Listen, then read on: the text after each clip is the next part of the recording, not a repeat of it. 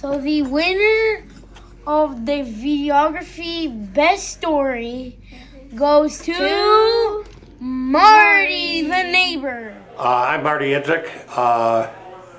I was Greg's partner, and we were law partners for over 30 years.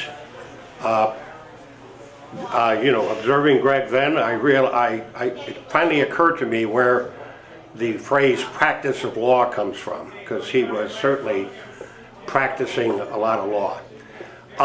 But anyway, we've been friends and partners ever since 1979, and we knew each other probably a year previous to that.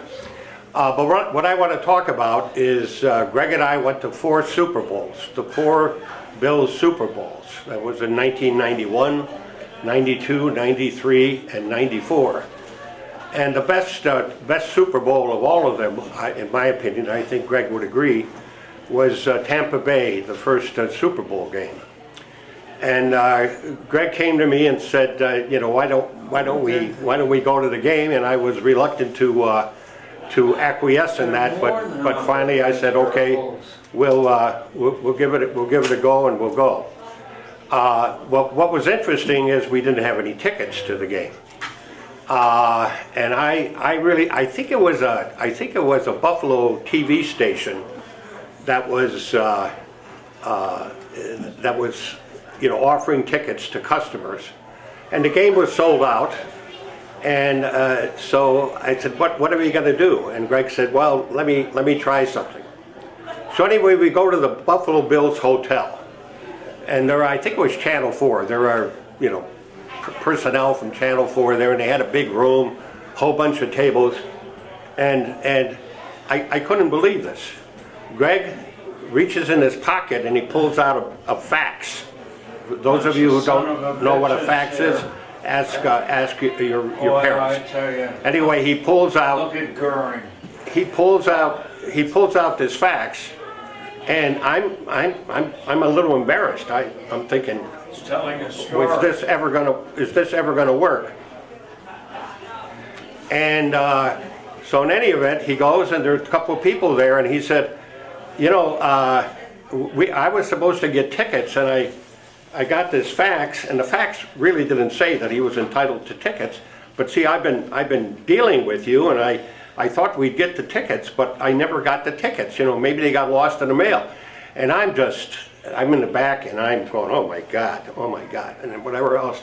Anyway, he goes to a couple more people, and darn if he doesn't, all of a sudden we end up with tickets. Now we had to pay for the tickets there. They weren't free tickets. We paid for the tickets, and we went to the game.